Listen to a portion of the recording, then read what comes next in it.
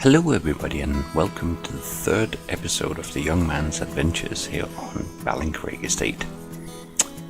As you can see, the trees have turned a lot greener and we're a little bit later. The young man has quite a bit of work to do here on the farm still, and about a week and a half has passed since he had the visit from the rather unfriendly solicitor that we heard about in the last episode. In the meantime, Trevor has been helping out the young man tremendously here on the farm. The young man had to inquire with Trevor. He realized that he hadn't really asked about what the arrangement had been with his uncle in terms of working and getting paid and so forth. And it turns out that Trevor has a part-time job as a caretaker at a school nearby. So he goes off and does that, but he also looks after the cows, and for that he gets a cut of the money coming in from the milk, which has been paid for the first time. So right now, the meager £6,000 that the young man started out with has actually already turned into about £11,000, taking away Trevor's cut. But yeah, so Trevor lives rent-free but helps out on the farm, and actually while the young man was arriving in over the last little while, Trevor had spent some holidays on staying on the farm and helping out. So they've got quite a lot done, and while the young man here just jumps over, he's still got some fertilizing spreading to do up on one of the fields. He may have to come down and pick up some more, but while he's driving up to one of the top fields that's a little bit further away, can show you a little bit of the content of what's been going on here over the last week, because it's been rather busy. So sit back and enjoy a few of the snaps that's been sent to the solicitors and a little bit of footage from the week gone by.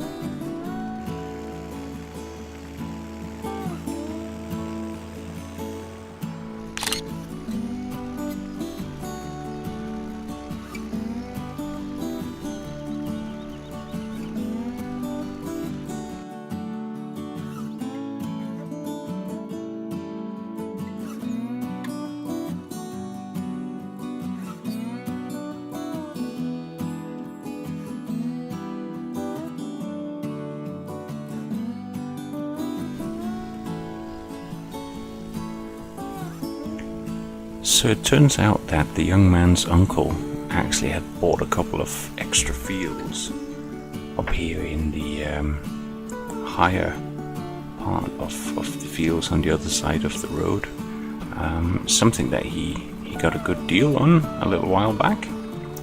And although the grass has already started growing, these two fields didn't get covered with the work over the past week.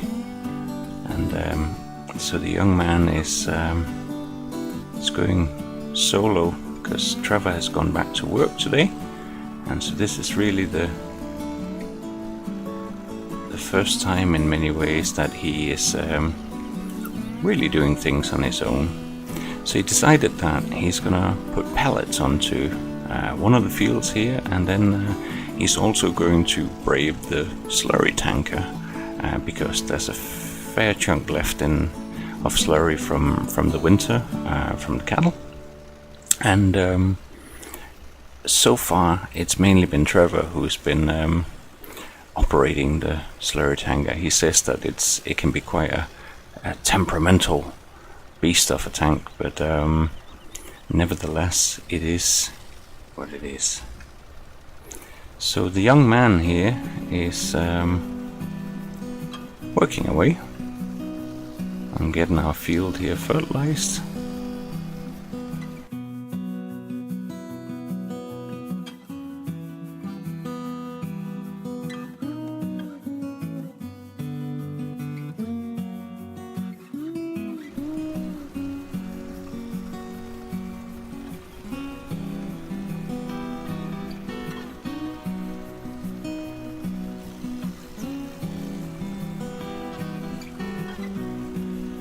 So the young man and Trevor had gotten into a pretty good routine of making sure that they remember to take a photo every single day and send it back to the solicitor.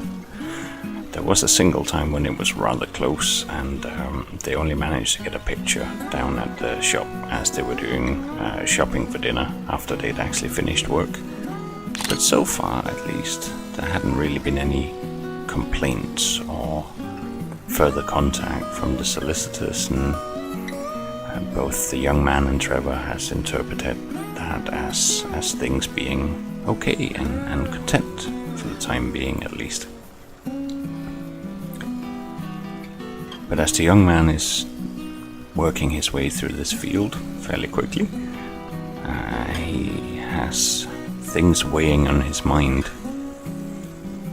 Now that it's nice and green here on the farm, it feels good. There's been a lot of work going on, but it's kind of decision time for him, because he was on 2 weeks holiday from his job back in the city, and time is up. He's due back at work tomorrow, so it's time to make a decision. He's basically got to phone his boss this afternoon and let him know if he's coming back.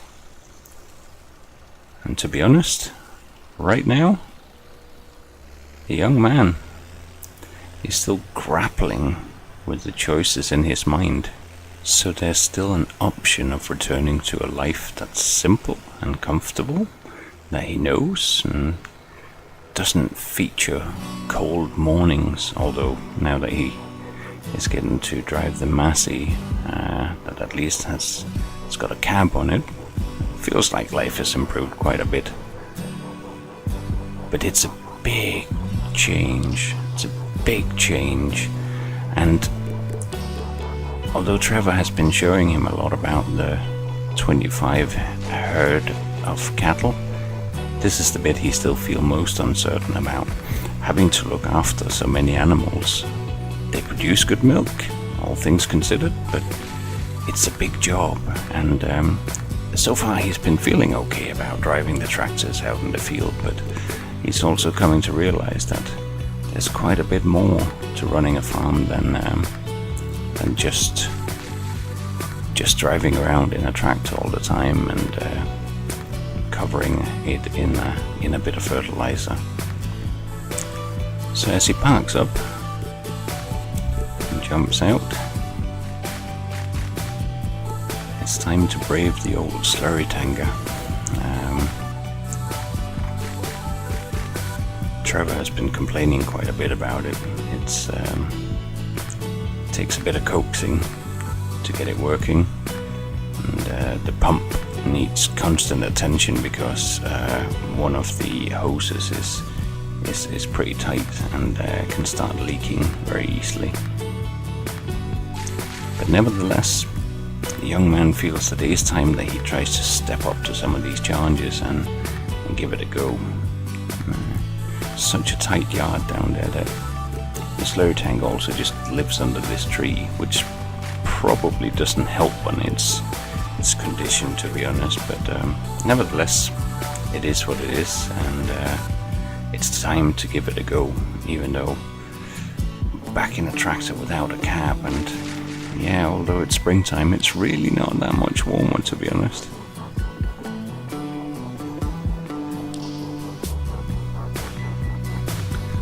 The young man was reading some of the farming magazines that his uncle had in the house.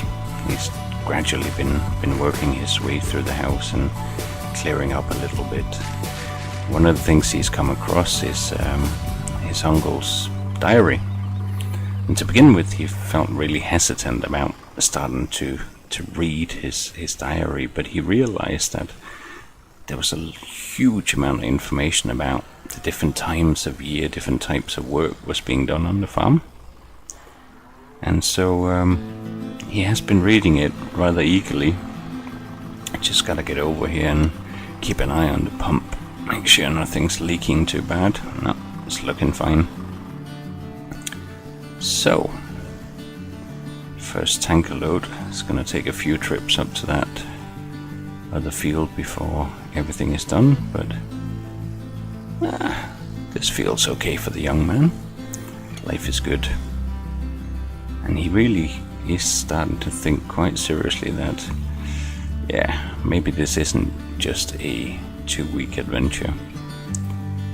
He still has in the back of his mind that at least if it turns out that he really doesn't like this, if things start breaking down too much, if it gets too hard, after a year, he could sell up. Like the solicitor guy had said that there might even be people interested in buying the land for building houses on it. Doesn't particularly like that idea. In some ways that the farm would get turned into that, but he knows enough that that might also mean there's an opportunity to potentially make some money out of it. So he's tempted. He's very tempted.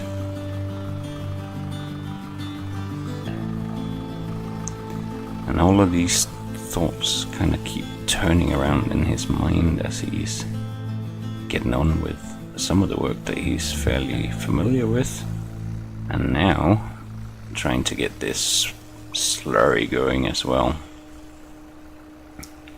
In this rather big field, grass is going to be essential. For the last while, the cows have simply been fed on silage bales that's been bought in, and of course now that the grass is growing, they can graze a bit up on the field, but it's essential that there's going to be a good supply this year, so hence the intensity and the rush to try and get nutrients onto the fields and get good thick grass, and hopefully be able to even get 2 cuts of grass. The young man realizes he hasn't really asked Trevor about the whole grass cutting business yet, but he assumes they might have to hire in some contractors or something because he hasn't seen any actual cutters on the farm. He knows there's a really old baler, and having read some more of those farming magazines from his uncle, he has been thinking about scaling that up. And this tank runs out really quickly, the young man realizes, because it's only a small one. Oh god, this is gonna take forever, he thinks, but I gotta stick with it. I'd like to be able to tell Trevor when he comes back from his job that I've done this, that I've managed to get these fields sorted out.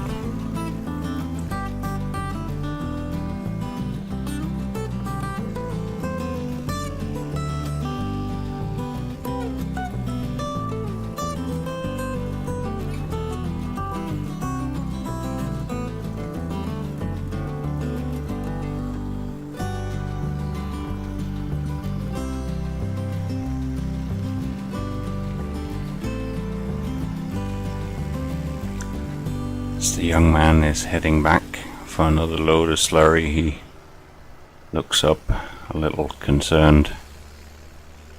The weather is really closing in.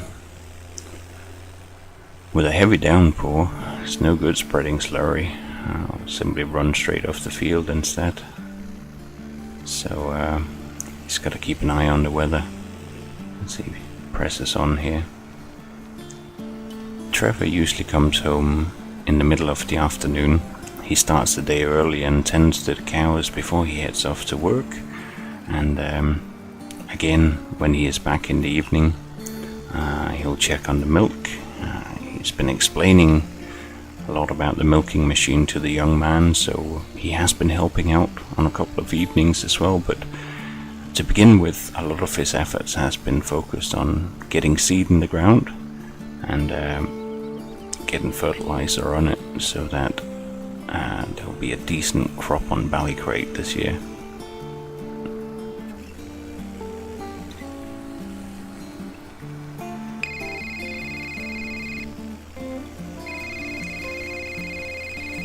As the young man is heading up the road with his third load of slurry, his phone rings. He has to stop and answer. It's the boss. Oh God. Kills the engine so he can have a conversation here.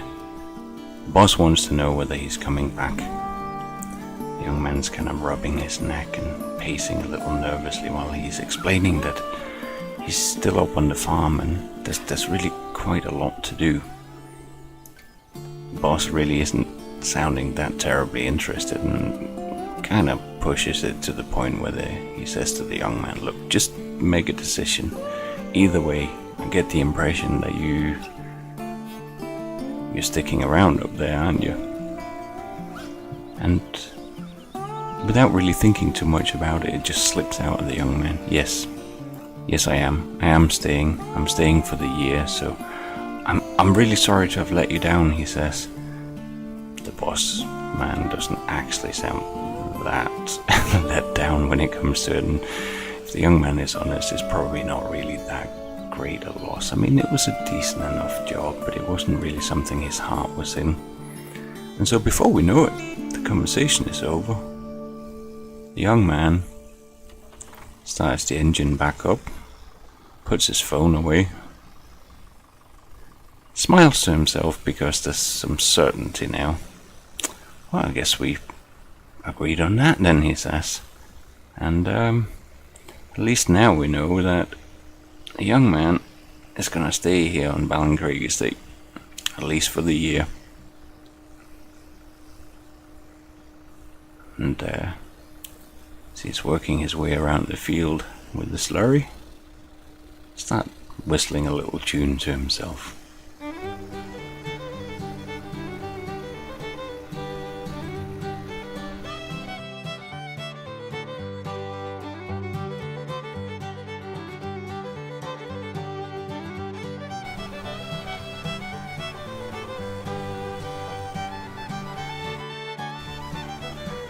The young man has worked his way through several tanker loads of slurry.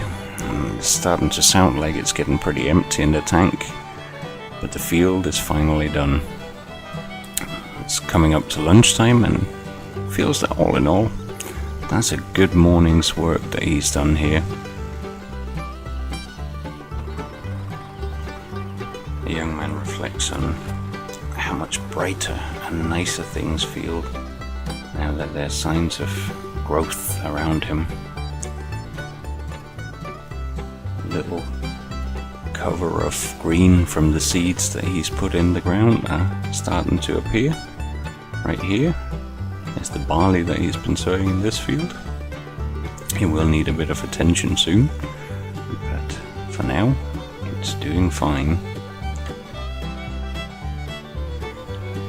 So the young man's going to park up the tractor, go in and grab a bit of lunch, and probably really just mooch about the farm a bit until Trevor comes back so he can tell him the good news that he's staying on.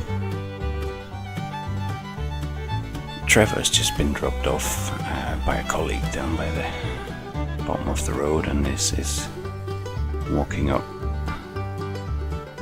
and also enjoying spring. "Trevor!" shouts the young man, almost before he even rounds the corner. "Oh, hello," says Trevor. "How are you doing?" "I'm great," says the young man. "Listen, the boss called early. I was going to call him tonight and make my decision, but he phoned this morning and kind of forced the decision. So I've decided to stay on. I'm just so excited." Trevor laughs. "Well done, lad. I'm pleased to hear it. I am pleased to hear that you're going to stay on and look after your uncle's farm here. That is really good news. And I guess I'm okay to stay?" "Of course, Trevor. I couldn't do this without you. Please, I need you here on the farm." "Oh, now, lad, don't worry. We'll get you up to speed on everything. But tell you what, I'm just gonna go over and get changed into my work gear again, and we can go up and we can have a look at the cows." "Okay," shouts the young man. He's so excited by actually now having made the commitment to actually be here for a year, and he heads over to the cows. I'll meet you over there," he shouts. As they head into the field with the cattle, Trevor's face suddenly changes quite dramatically. "You okay?" says the young man. "Look at the cow," he says. "Something not right. There's something wrong with the cattle. They're not well." The young man looks around. I can't really tell. I mean, they do look a little bit unusual, but what do you think is the matter?" "I don't know, but we gotta get the vet out here, and we gotta get him quick, in case it's something serious."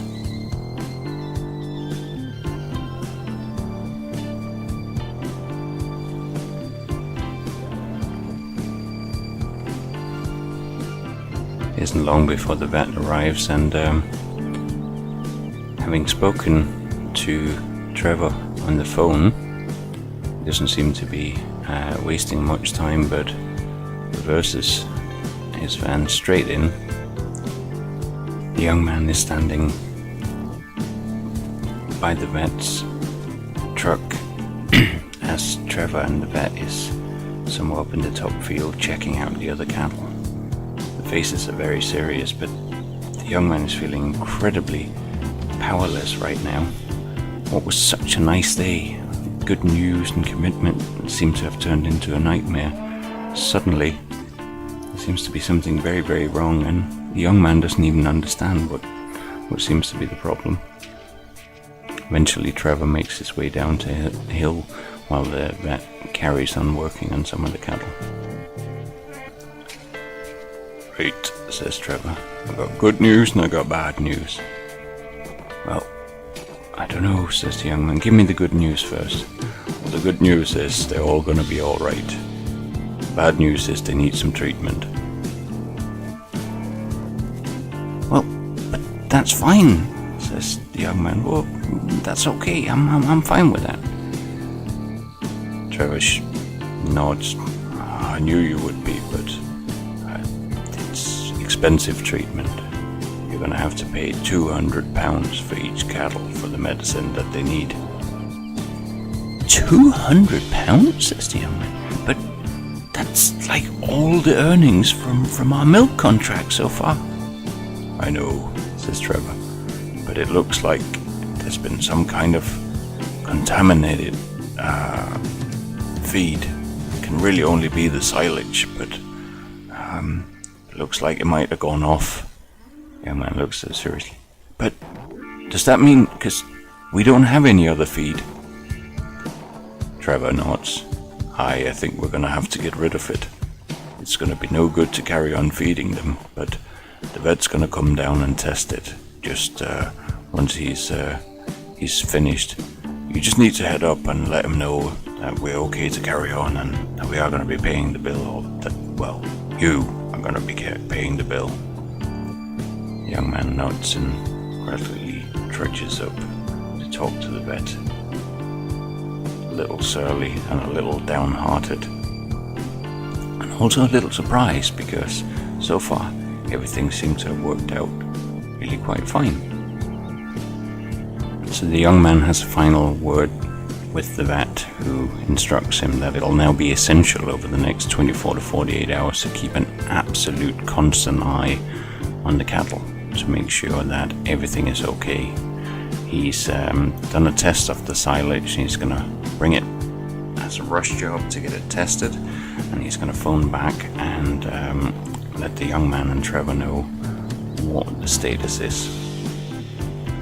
So as the vet drives off with the samples of the silage,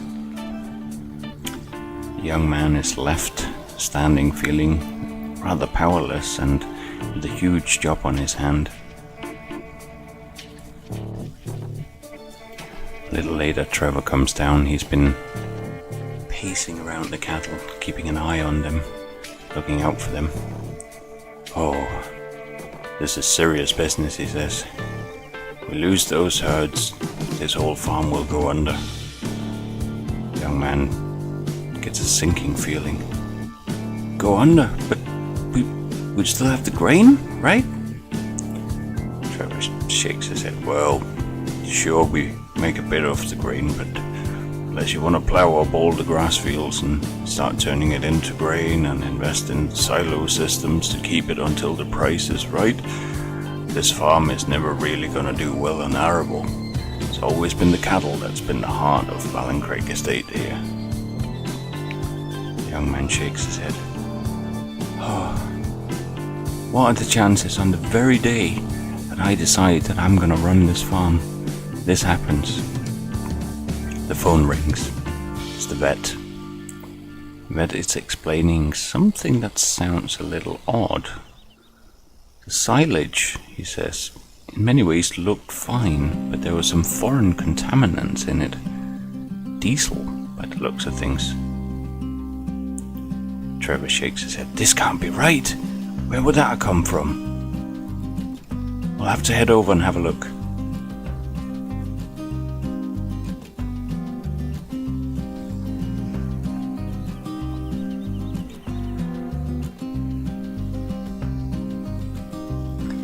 As they make their way over,